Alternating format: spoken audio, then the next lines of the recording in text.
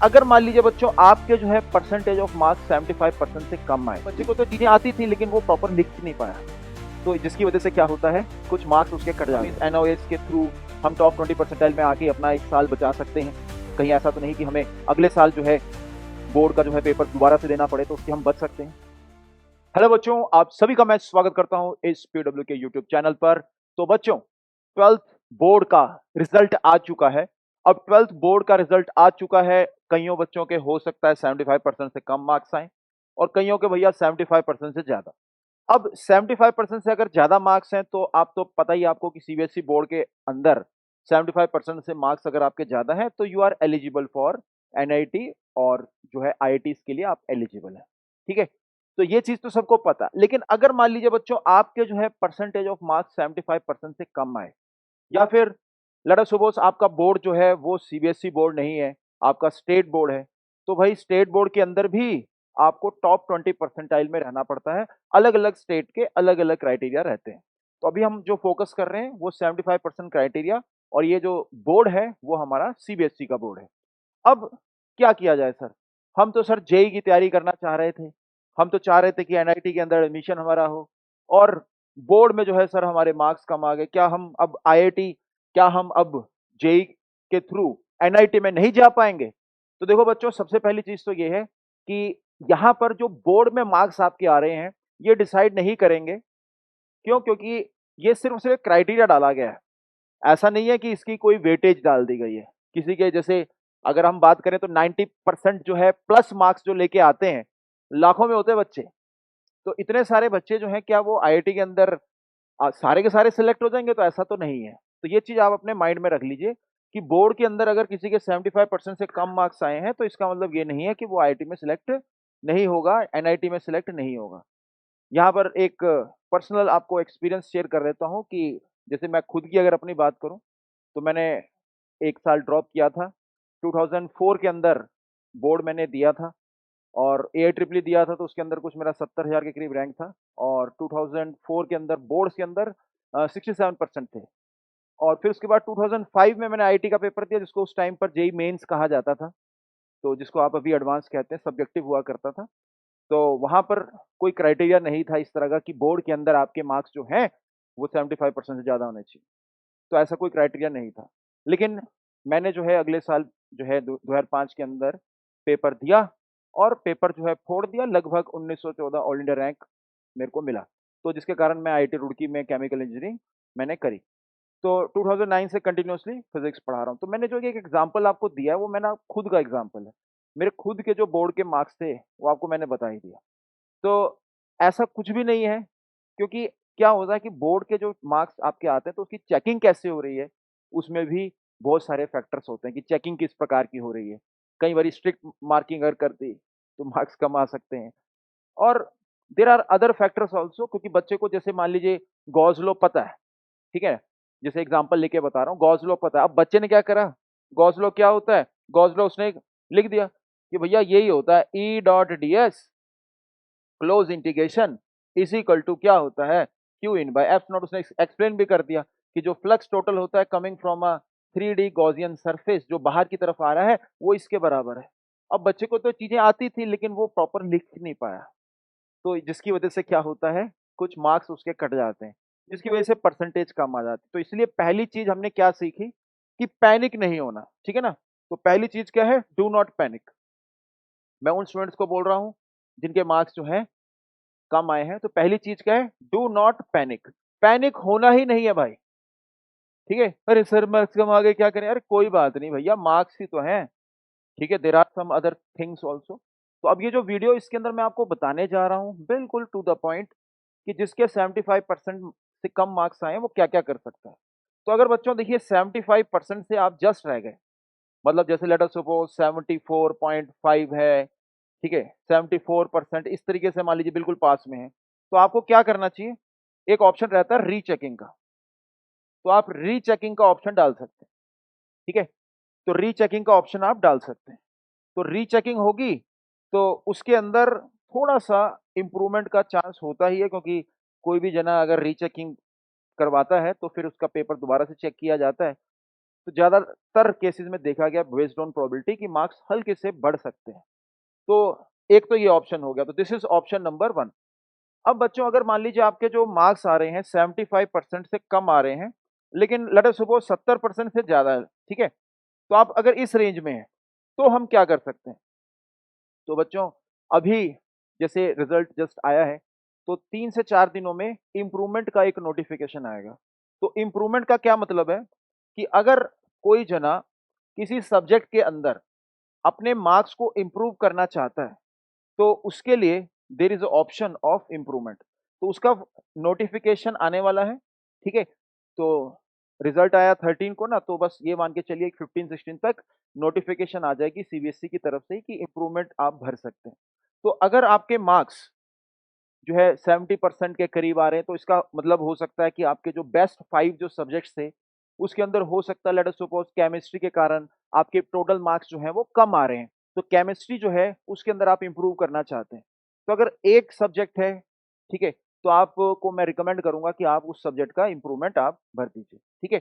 अगर लेकिन let us suppose marks बहुत कम आ गए, ठीक है? और सब्जेक्ट भी बहुत ज्यादा है और इंप्रूवमेंट जो है वो आपको लग रहा है कि that is not the right way, because एक दो सब्जेक्ट की बात नहीं है, यहाँ पर हमारे पास बेस्ट ऑफ 5 जो है उसमें सभी के अंदर मेरे मार्क्स कम आ रखे हैं।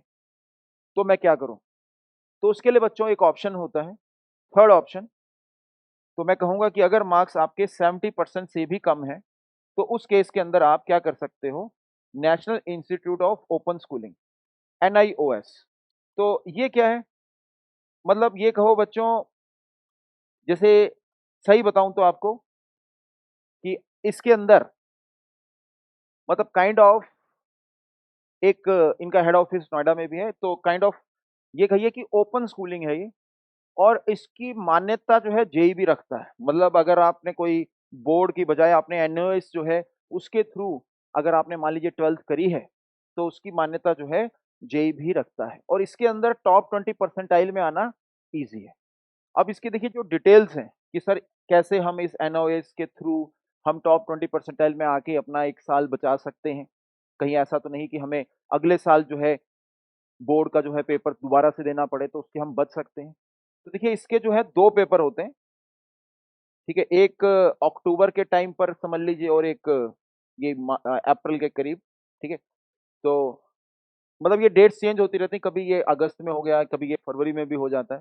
ये तो वो पेपर हैं जो कि मतलब कहिए वेल डिफाइंड है और ऑन डिमांड भी पेपर होते हैं। वेल डिफाइंड का मतलब है कि पहले से एनओएस जो है ये 2 बड़े लेवल पर जो है अक्टूबर के महीने में और अप्रैल के महीने में पेपर कंडक्ट कराएगा। और लेट अस सपोज आपको काउंसलिंग जो है, आपको पता है कि आपके कॉलेज की काउंसलिंग आने वाली है, ठीक है? और अक्टूबर तक हम वेट नहीं कर सकते, तो यहाँ पर आप ना ऑन डिमांड भी पेपर करवा सकते हैं अपना, ठीक है? तो there is another option of on demand. मतलब जैसे आप चाह रहे हो कि भैया मैंने तो डिसाइड कर लिया कि एनओआई ओपन स्कूलिंग के थ्रू मैं अपने मार्क्स जो हैं उसको मैं इम्प्रूव, एक तरह से इम्प्रूवमेंट अलग है, देखिए ध्यान से सुनिए रहा, ये रीचेकिंग कौन करेगा? सीबीएसई। इम्प्रूवमेंट का एग्जाम कौन दिलाएगा? देना आपने है इम्प्रूवमेंट का एग्जाम, लेकिन दिलाएगा कौन? सीबीएसई। लेकिन जो एनआईओएस से ये सेपरेट है, इसके अंदर भी आप लगभग कहिए कि every month there is option, ठीक है ना? तो आपने देखा कि यार मेरे 3-4 सब्जेक्ट हैं, इन सभी के अंदर जो है मेरे को इम्प्रूव करना है, तो कैसे मैं इम्प्रूव करूं?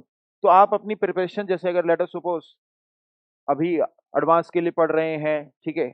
और आपके मन में कि नहीं भाई मुझे मेंस भी निकालना है, मेंस भी मेरा जो है निकला हुआ है, बस मेरी परसेंटाइल जो है वो जो है अच्छी है, लेकिन बोर्ड की वजह से मैं रुक गया हूँ, या फिर मैं अगले साल के लिए टारगेट कर रहा हूँ, ठीक है ना? तो बहुत सारी चीजें हैं। तो उसके अंदर आप क्या कर सकते हो? अपने आप को एक प्लानिंग दे सकते हो कि यार मेरे के पास 2 महीने हैं, मुझे इन सब्जेक्ट्स में इंप्रूव करना है, एनओआईस के थ्रू जो मैं ऑन डिमांड पेपर दे लूंगा, ठीक है? तो इससे तो ये तो कहिए एक काइंड ऑफ फाइनल सोल्यूशन है। अगर हल्का सा मार्क्स कम आ रहा है तो रीचेकिंग करिए, ज्यादा थोड़े से मार्क्स मतलब लेट अस सपोज 70-75 के परसेंट के बीच में, तो सब्जेक्ट जो है जिसमें मार्क्स कम है उसका इंप्रूवमेंट एग्जाम दीजिए, सीबीएसई कंडक्ट कराएगा और ये आपके काउंसलिंग से पहले ही हो जाएगा। तो इसके लिए थोड़ा सा आपको एक्स्ट्रा पढ़ना पड़ेगा, रिवीजन करनी पड़ेगी, पुराने क्वेश्चंस देखने पड़ेंगे। और लेकिन अगर आपको लग रहा है कि नहीं यार इंप्रूवमेंट एग्जाम दे के भी मेरे में ज़्यादा इंप्रूवमेंट नहीं होगा, क्योंकि मुझे बहुत सारी चीज़ें पढ़नी है और इतनी सारी चीज़ें मैं कैसे पढूँ और टाइम मेरे पास कम है। तो एक ईज़ी तरीका ये कहिए कि एक तरह से ये आसान तरीका है, सबसे आसान तरीका है। टॉप 20 परसेंटाइल में आने के लिए सबसे आसान तरीका एनएओएस है। अब इसके बारे में अगर आप डिटेल में जानना चाहते हो, तो वेबसाइट पर इन्फॉर्मेशन है ही है। बाकी आप रिस्पेक्टिव विद्यापीठ जो है, वहाँ पर आ सकते हैं। जैसे मैं अभी कोटा से आपसे बात कर रहा हूँ, तो कोटा के अंदर आप आइए, ठीक है? कोटा के अंदर मिस्टर प्रणव पांडे हैं, उनसे आप मिल सकते हैं। वो प्रॉपर आपको डिटेल में सारी चीज़ें बता देंगे। सारी नोटिफ़िकेशंस जो हैं आपको मिल जाएँगी, ठीक है? हम आपका नाम, फ़ोन नंबर नोट कर लेंगे और जो भी नोटिफ़िकेशंस आएँगी आपको फ़ोन कर दिया जाएगा। लेकिन उसके लिए आप एक बार विज़िट करिए अपना नियरेस्ट विद्यापीठ सेंटर, जयपुर में है तो जयपुर, सीकर में है तो सीकर के अंदर, और वहाँ पर आके वहाँ पर काउंसलिंग डिपार्टमेंट से जो है बात करिए, ठीक है? कि मुझे क्या मतलब करना चाहिए, मेरे मार्क्स जो हैं वो 75% से कम आए हैं, तो मैंने वीडियो देखी थी, उसमें युग सर ने बताया था कि एनओएस का भी एक ऑप्शन है, जिसके थ्रू हम बहुत आसानी से टॉप 20 परसेंटाइल क्राइटेरिया क्लियर कर सकते हैं। और बाकी जो है सीबीएसई का और ये जो है rechecking, that is very straight forward. तो अभी नोटिफ़िकेशन आ जाएगी इम्प्रूवमेंट की और रीचेकिंग की, तो दोनों की दोनों जो हैं वो आप कर सकते हैं। ओके, तो दैट्स द ओवरव्यू। तो कंक्लूजन क्या निकला बच्चों? कंक्लूजन क्या निकला है कि अगर 75% से मार्क्स कम हैं, तो हमने पैनिक नहीं करना, क्योंकि देयर आर ऑप्शंस जिनके थ्रू हम अपने मार्क्स को इम्प्रूव कर सकते हैं और हमारा जो साल है वो यही रहेगा। ऐसा नहीं है कि हम यहाँ पर ड्रॉप कर रहे हैं, जैसे लेट अस सपोज 12वीं हम रिपीट करना चाहते हैं, ठीक है ना? अब 12वीं रिपीट करना चाहते हैं, तो वो वाला केस नहीं है ये। ये आपका इसी साल में ही 12वीं आपकी मानी जाएगी, इम्प्रूवमेंट के साथ आपके मार्क्स आ जाएँगे। हालाँकि वो इम्प्रूवमेंट वाले मार्क्स जो हैं शो तो करता है, लेकिन कोई एज़ सच आपके इतनी ज़्यादा कोई प्रॉब्लम नहीं आती, ठीक है ना? कॉलेजेस वगैरह में, प्लेसमेंट वगैरह में कोई ऐसा दिक्कत नहीं आती, ठीक है? और वैसे भी मैंने आपको बताया कि ये बोर्ड के ही पेपर हैं, ठीक है? मेन जो मैटर करता है, वो करता है कि आप कॉम्पिटिशन में कैसा एक्सेल करते हैं, क्योंकि उसके बेसिस पर आपको कॉलेज में एडमिशन मिल रहा होता है। ठीक है? तो दैट्स इट, सारी चीज़ें समझा दी गई हैं। आप अपना डिसीज़न लीजिए, पैनिक बिल्कुल मत होइए। हर जो एग्ज़ाम होता है, जैसे ये जो एग्ज़ाम्स हैं, इनको भी प्रिपेयर करना है और बेसिक से सारी चीज़ें करनी है। और अगर आप बेसिक सारी चीज़ें करेंगे, तो कोई ऐसा दिक्कत नहीं आएगी। ओके बच्चों, तो that's it for this video. और अब कोई भी आपके फर्दर डाउट्स होंगे, तो आपको क्या करना है, नियरेस्ट विद्यापीठ में विज़िट करना है और वेबसाइट के थ्रू भी आप अगर मान लीजिए विद्यापीठ दूर है, तो आप वेबसाइट एनआईओएस की वेबसाइट भी ओपन कर सकते हैं और उसके अंदर आपको सारी चीज़ें मिल जाएँगी। लेकिन तब भी मैं तो कहूँगा कि नियरेस्ट विद्यापीठ सेंटर पर आ जाइए, क्योंकि जो एक्सपर्ट्स हैं, उनको सारे एक्सपीरियंस के थ्रू चीज़ें पता होती हैं कि ये फॉर्म है, कहीं गलत तो नहीं फॉर्म भर जाए, एनआईओएस का प्रॉपर फॉर्म ही भरा जाए। ठीक है? तो चलिए फिर बच्चों, that's all for this video. Okay students, bye.